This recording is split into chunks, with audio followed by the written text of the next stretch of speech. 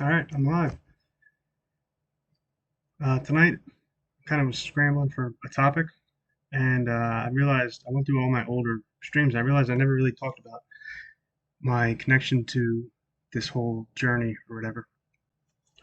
And it begins with, let's see, it's like God works in mysterious ways. I think that's meant as like as banter, like you're poking fun at God because it's like so obvious. I don't know. It seems like it's more like a banter thing than like a statement. I don't know. Like it happens so much that you're just like kind of making fun of it, like in a fun way. I don't know. Anyway, um, this stream, we'll start with the language crystal. Actually, we'll start with. I was watching this stream. It's an older stream. It's about giants, I guess, kind of, and it's with 101, Old World, Florida, Jacques, a few other people. I'm not familiar with. Um, and they're talking about giants and other stuff like that. Old world mythology, astrological symbols, stuff like that. And in the stream, they mention my first name. They bring that up for some reason, not in reference to me at all. Like just it was the name of a town in Florida or something. Pasqui, which is like Greek Pashka, which is in Sicilian is Pasquale or Pasquale, and then in French, I think it's Pasquale too, or no, Pascal. And they were talking about that for some reason. Then they get into pixies, like fairies, whatnot, and finally they start talking about the old world. Florida starts talking about how your astrological, like when you were born, determined your name. Your name wasn't picked by your parents. It was like destined almost, and that put me down a rabbit hole that I previously went down. It's about this book called the Language Crystal. Should have had it up, but shit. And this guy basically breaks down the how everyone's name governs what they were doing in the 1980s in like a political spectrum. And he breaks down like every single staff member, every single cabinet member, every single like important congressman during that time. They all had names that fit exactly what they were doing. Like it's like eerie almost. And he figured this out from he was a special education teacher, and he would get kids that were dyslexic because they used to think that was like special ed, required special education, and so they would like he said the thing that triggered this whole realization for him was that he saw a dyslexic kid would read the word crown and the word clown exactly the same. And he was like, well, when you actually kind of think about it, the crown is the, the clown, right? They're all clowns. And he wouldn't correct the dyslexic kid. He would just let him go as he pleased. And we used to have this place. We used at my grade school. We used to have this like trailer that was outside of the entire school, and we used to call it the tart cart because like you get sent there if you had like a speech impediment or you had trouble reading or something. And I couldn't when I was little. I couldn't differentiate W's and R's. Let me shut that down. Okay.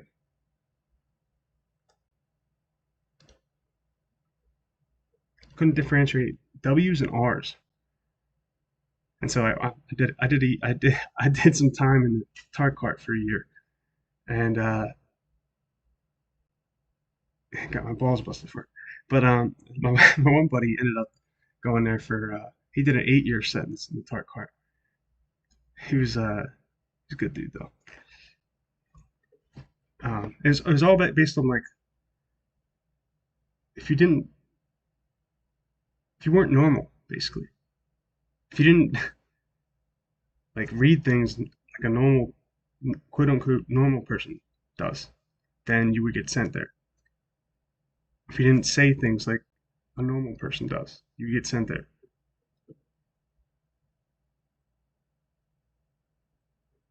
Ra is the Egyptian name for sun god. Ra is the Hebrew word for evil. Interesting. This guy encoded in the very words you speak are messages that you can use to gain a new vitality. And amazingly, the word itself can take you to the roots of the world's oldest mystery.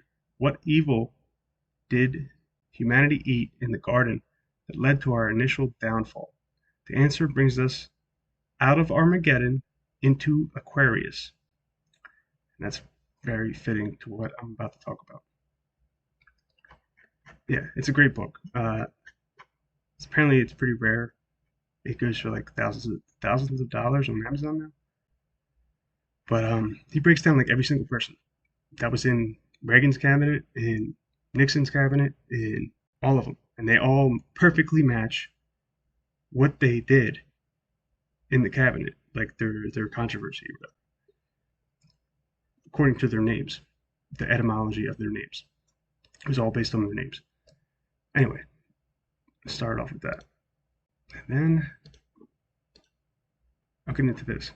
So I haven't spoken about it in full yet. I might have mentioned it a little bit, but I'm going to talk about my connections, my name connections, and my astrological connections to this whole journey I'm doing here.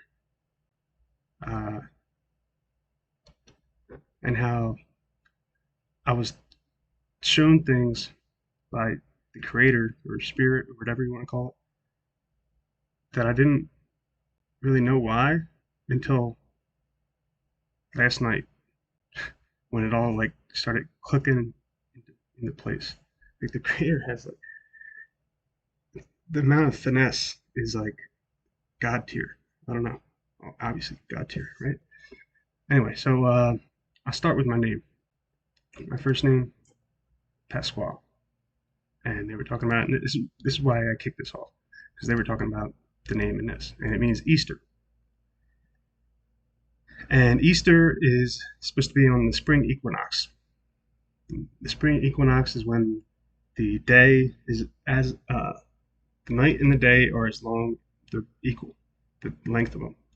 The length of the night and the day are equal. That's what spring equinox actually is. So it's like balance. And my family does this thing. My dad is his family's from Sicily, so they do this thing. They've done it for hundreds of years, tons of generations, where the first born son is named after the grandfather. So it's like a firstborn son of the firstborn son gets named after the grandfather. And the two names start popping up. The two names in my family are Phil and Pasquale. Philip and Pasquale. The name Phil means stable or fond of horses or fond of stables, like where horses reside. And my dad's name is Phil. Okay. And that brings me back to Punxsutawney.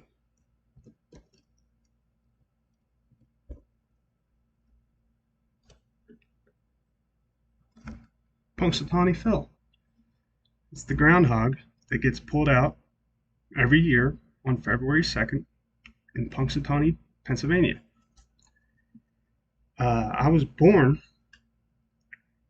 The reason why we even do this groundhog thing on every February 2nd is it's a astrological date that's significant. like the spring equinox, how Easter matches is supposed to match the spring equinox. It's called the embolic or embog. I don't know. Here's how to spell it. Forgot to do this. Sorry.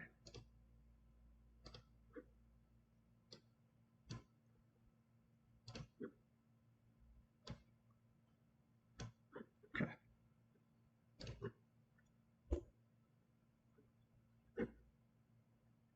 It happens between the dates February 1st and February 7th. I was born on February 1st. Embolic. It's the reason why it's significant is because it's the midway point between the winter solstice and the spring equinox. The exact middle between those two. Winter solstice is when it's the time when there is the most night in comparison to the day. And the embolic is the midpoint between that and the spring equinox where everything evens out. And I was born on that day.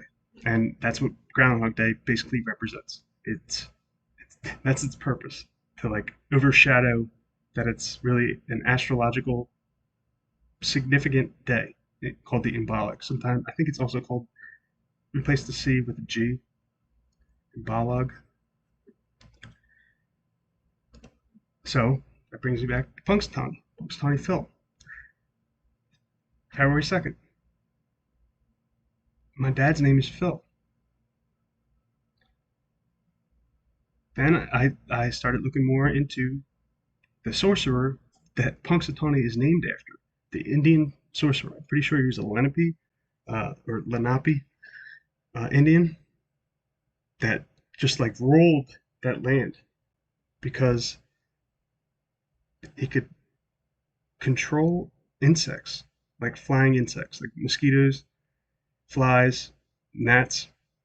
I mean, that's what it says. I think what actually was going on, what the Indians would say, was that he controlled the punkies. A punky is a pixie. They don't outright say it, but it's basically a pixie. Let's see if I can find it.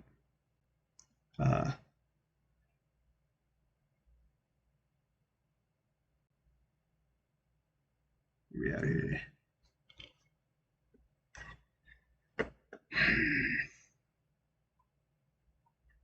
I'm gonna have to look it up. Sorry.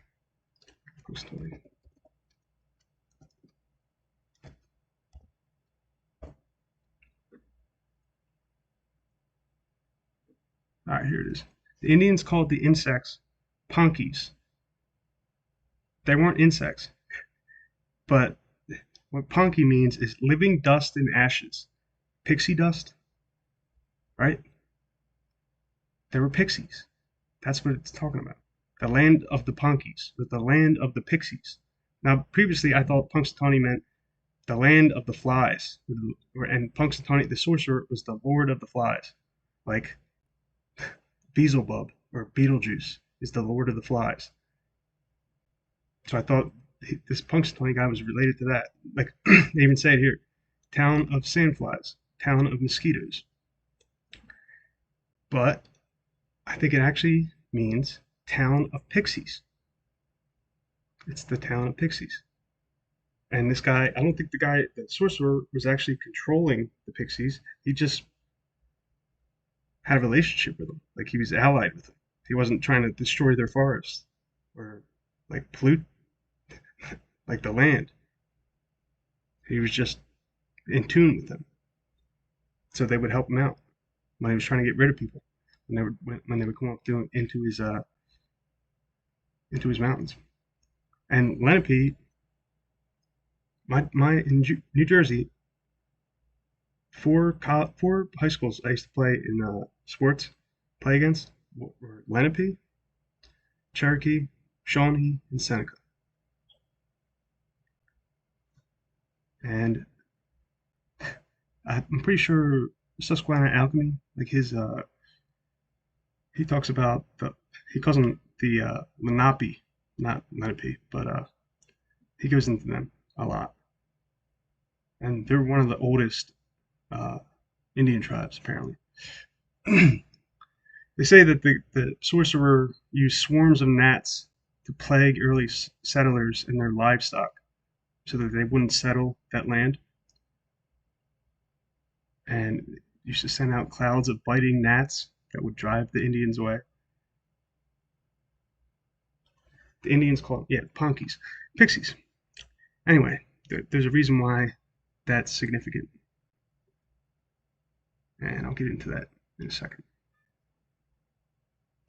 Okay, so I'm born on February 1st. My name means spring equinox. I was born on the Imbolic. There's this holiday called Groundhog's Day on February 2nd, which is a representation of the Imbolic, where a groundhog named Punxsutawney Phil, which is my dad's name, determines how long when spring will come, or how long winter will last before spring. And the name Punxsutawney is named after the sorcerer that would work with punkies, which were pixies, right? Okay. Well, I've seen pixies are like fairies, right? I've literally seen a blue etheric fairy one night in the woods. And I talk about it in my video about it, survival not camping, or survival versus camping, something like that. Where I went into the woods, got stripped down to my birthday suit, had my phone in my car, which was like, I don't know, like almost a mile away, and it was my forested land, so I was like, I owned the land, but it's all forest. And I just went into the middle of it and tried to spend the night with no tools, no lighter, no knife, no tent, no clothes, no anything, no shoes. I tried to spend the night, and it was in the summer, so I mean, I didn't have to worry about cold temperatures or anything. But and I saw some crazy. It was a crazy experience, and I saw some crazy stuff. Like, it might sound crazy, okay, but if you look up any ancient tribe, what they're almost all of, almost every single one of their like test of manhood to like solidify that a boy or a young man is now a man of the tribe was to send them into the woods by themselves with no tools, either naked or clothed but with no tools, and to survive for a certain amount of time. The Spartans used to do it for a month. But then there's Aboriginal tribes in Australia that apparently would do it for 6 months, and the Cherokee Indians would do it for one night. They'd have their child, the young man, go into the woods and spend the night in the woods by himself, away from everyone, with no tools, to see if he could survive. And it was, I mean, I was up the whole night when I did it because I was like wired, because I was hearing sounds like a rabbit get in its like death throes near me, and I didn't wear glasses either, and my vision's kind of bad unless it's like 2 feet or less in front of me, 2, 3 feet. And I don't know, around 1 o'clock in the morning while I was doing this, I started to see a couple blue flashing lights, like firefly lights. Like if you see a firefly, it's like green. It's like a green flashing light that comes on and off every like couple seconds. But fireflies only show up at dusk, right? Like right when the sun goes down. That's usually when fireflies show up. This was like at 1 or 2 in the morning that night, and I started seeing fireflies, but they were blue light, not green light. So I was like, what the hell is that? I remember asking that to like just the creator, I guess. And the thought that popped up into my head was fairy. they're fairies because I had no digital electronic on me. I had nothing like that, and I was fully grounded because I didn't have shoes on, and it started like thunderstorming right after that, and I didn't have any shelter or anything. I found like a tarp, an old like tarp that was on the ground somewhere, and I put that over me and like tied it, like wrapped it around a tree and put it over me or something like that. And so I'm trying to fall asleep because I figure if I fall asleep, then the night will be over and the whole thing will be in the past. I won't have to keep like waking up every time I hear like a noise. Um, and eventually, while I'm like waiting underneath my tarp, I see this little blue light get closer and closer and closer until I can actually see it. It was like two or three, like one, two, there's like 1 or 2 feet in front of me, right in front of my eyes. I could see it perfectly. It was a 1, 2 or 3 inch person, this big, that was like 90% opaque. Like it was like 10% transparent. Like how they show ghosts in movies. Like really blue, all blue, but you could like see like 10% transparency. So it would be like 90% alpha if you do like red, green, blue, alpha. It was like 90% you could see it. And it was all blue. It was wearing like medieval clothes, or like, yeah, like medieval clothes. It had like a fiddle or something. It had like held up to his here and was like playing like this. It could have been a violin, I guess. And it was like doing like a little dance as it was playing. And it had wings, like Tinkerbell type wings. And I know this sounds fucking crazy, but bear with me. Uh, as soon as it realized that I was looking at it, and it knew that I could see it, I guess. It got like started celebrating, started doing like flips in the air, like flying flips, and like dancing around, and stopped playing the fiddle, and then like it sped off. I know that sounds freaking insane, but that's what I saw. I don't care what anyone else says. I wasn't on no substances, not drunk, no substances, nothing like that. Completely sober. Uh, and so I see that, right? And I'm like, what? I mean, that's cool. That was awesome.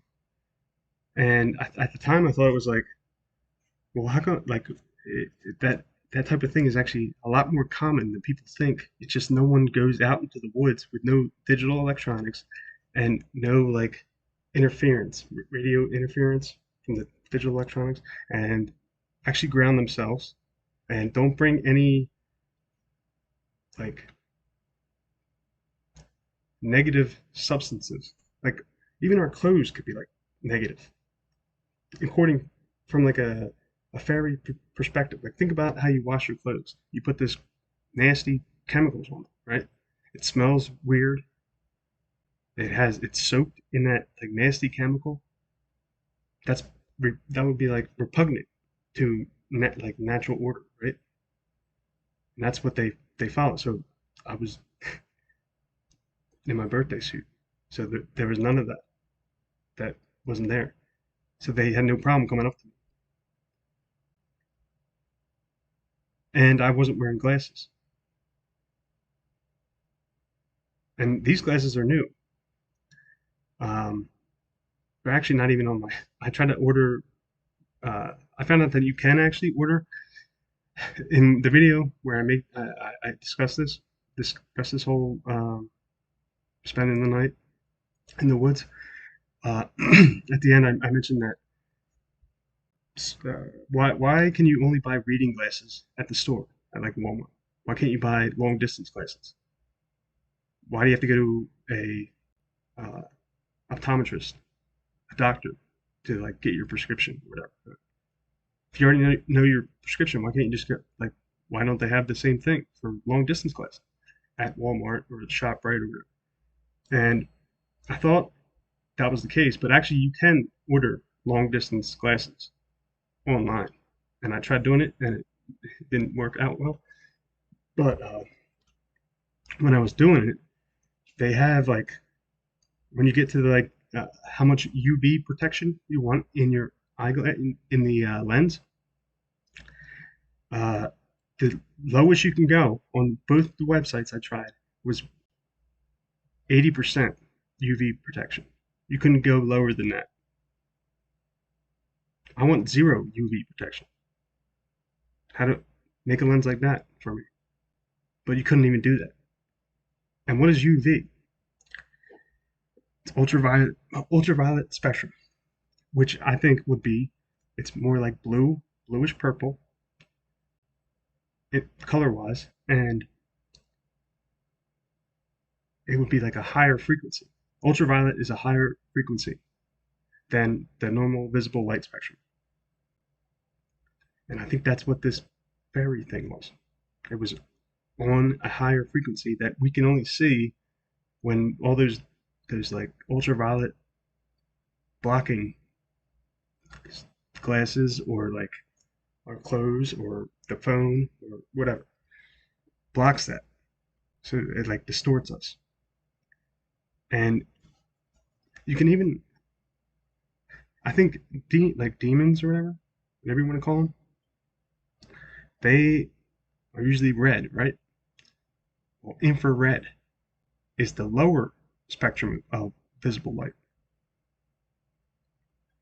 It's lower frequency than visible light.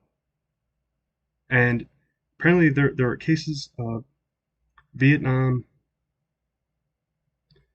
uh, machine gunners on helicopters. They were wearing night vision goggles. Like these were like some of the first night vision goggles, and they actually showed the infrared spectrum. The new ones don't. And apparently they could see entities in the Vietnam forest, like dragons and like demons and shit. Apparently, and they would start firing off at it with their machine gun.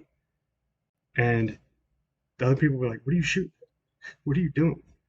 And they were like, "Look at it through the night vision," and they could see like entities that were like red, infrared. So it's a light thing, and that would be why they put the UV protection on the eyeglasses. This has zero point 0.9 UV protection. Now I didn't see like I didn't try looking at the fairy with my glasses on, so I don't know for sure, but I think that's the case. That's why they're like this, and it's also a parasite thing. Oh, I'm not allowed to say that word, but UV does not cause cancer.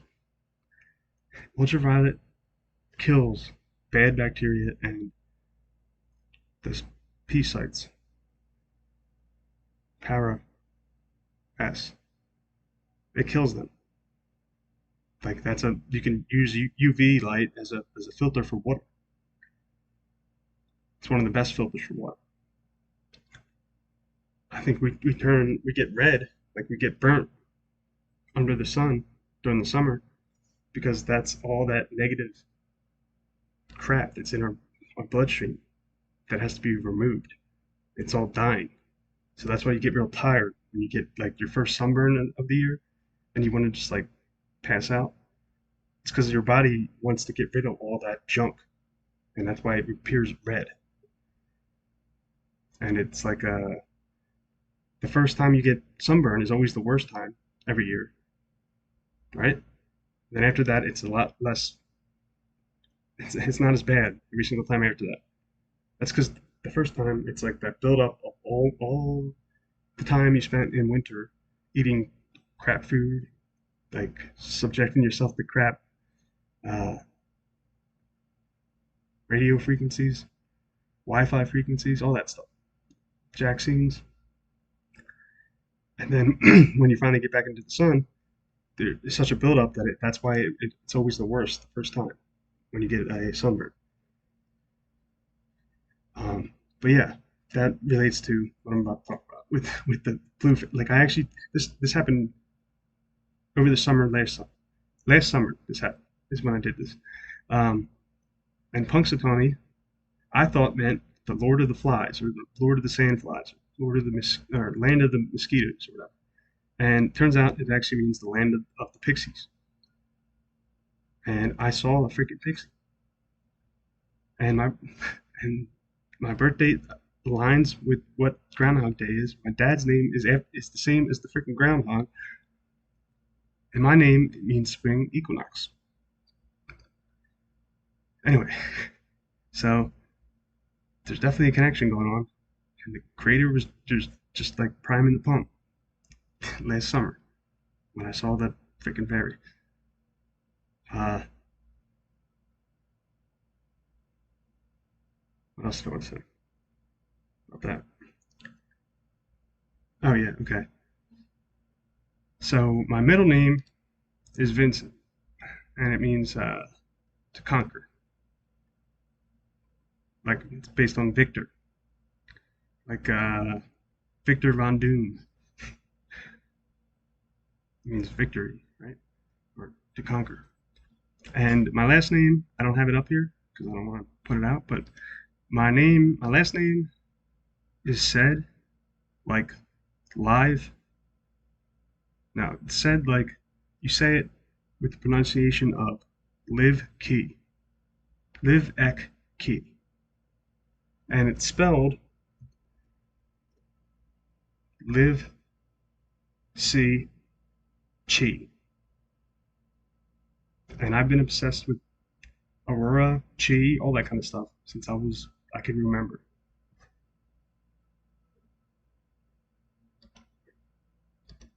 Again, even my nicknames that I got, like this is all tying back to how my astrological birth date governed what my name would be, not the other way around. And even my nicknames match to what I'm doing right now. My friends call me. It's gonna sound corny. Keep in mind I'm from New Jersey, okay? Uh, my friends call me Bones, Patty Bones. Uh, I don't know. There's a weird story to it, but they straight up just call me Bones. Like they'll call me up, like, "Yo, Bones, what are you doing? What's up?" Something like that. And what am I doing right now? I'm journeying towards Bones. Um, the uh, the actual start of a new year astrologically is the spring equinox. It's not January 1st. But my mother was born on January 1st, and she's left-handed, and I'm ambidextrous. I do some things left-handed, some things right-handed. Like I used to play hockey left-handed, and funny story was when you're like uncle is like the coach of a team in the hockey league I was in, then you get the uncle, like obviously the uncle's kid gets, or like relation goes to his team. He doesn't have to enter the draft or whatever, that where every coach picks different kids. But my uncle already had his kids on the team, and I'm cousins with his kids, so he couldn't do it for me. So he rigged the system. He rigged the draft. Like you're supposed to show up on draft day and like show your skills or whatever. Well, he had me show up with a right-handed stick and wearing jeans and like wearing my glasses and like just looking like a nerd. And then he picks me first in the draft, and they're like, what are you doing?" And then I show up and I'm actually left-handed and I wear contacts, and I don't know, I was one of the best players in the league. But he used to rig the shit. It was like 9-year-old freaking hockey. That's it's kind of funny. I don't know. But yeah, I'm like kind of ambidextrous. Uh, but and my mom was born on the current new year. My name means the actual new year. And I was born in between the winter solstice and spring equinox. And I started this whole journey on April 6th after a full moon, and it was right before Easter. And I started it from Punxsutawney, the Lord of Pixies. And I've seen pixies. I've literally seen pixies. And the last part about this astrological thing, I was born on a Wednesday. And Wednesday is related to Odin. Woden, Wojak, Odin. Wednesday is Odin Day, basically. And before I even knew about any of this stuff, I've actually looked into Odin, and I think what he was actually doing was the reason why he hung upside down, lost his eye, stared into his reflection in the lake at the sun, was because that's how he got his room. Like that's how you get the room warrants. If you go outside, sounds kind of crazy. Oh, all right, well go out tomorrow when the sun's out. Go outside and stare at the sun, and then close your eyes, and you'll see an image. Try it. Anyone can do it. Now, what if you wrote down that image? And what if that image is actually inverted and flipped? So the right way to see that image would be if you were upside down, hanging upside down, and looking through a mirror. And your reflection in the water would be the mirror. And that would translate it, the light from the sun, correctly into your eyes. Then he had one eye open, right? Or he took out his eye, whatever they say. I think he just had closed one eye for depth perception, and because then he could read what the symbol was, and then he probably wrote down what he saw. And I actually did this, and I wrote down the freaking what I saw. I didn't. The only thing I was missing was I wasn't looking into a body of water or a mirror. I did it. I just went upside down and stared at the sun, and then closed my eyes, and then a light, like some symbol, pops into your eyes when you close your eyes, or if you do it real fast, like open and close your eyes real fast, you'll see like a greenish red. That's what I saw. I saw a greenish red symbol. I've also stared at the sun for over an hour. I don't think that's. I don't think you can go blind from staring at the sun at all. I did it for an hour, and my vision actually kind of felt a little bit better afterwards. Like for the first 5-10 minutes, yeah, you get that like blinking, black and white almost. But then after that went away, it kind of felt like my vision got better. And a dude on there's a dude on YouTube that I used to follow. He just posts way too much. Uh, that stares at the sun. He's been staring at the sun every single day for over 1 hour, up to like 4 hours a day for the past couple years. And his vision went from -5, so 2500. My vision is 2350. His went from 2500 to it's now 2100 after doing this every day for a couple years. Nasty. This guy.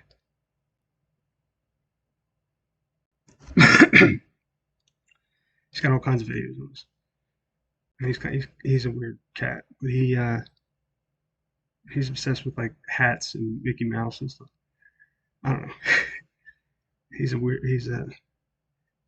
I think there's some truth to it. Yeah, he also, you know what else he's done? He's done the turpentine stuff that I do. He puts it in his eyes regularly, and he puts it in his ears regularly with droppers. He doesn't go into like a bathtub of it, like I did, but he does it every day. Every single day he does it. it's he's kind of comical because he says shit. It's like so matter of fact. Like he says that behind the sun is the goddess, a giant human-looking goddess, and he says that the sun has eyes and a mouth, and is like a god. And he says that once you do this enough, you can start seeing the face, and you can see the god behind the firmament watching us, the giant goddess or whatever watching us from behind the firmament.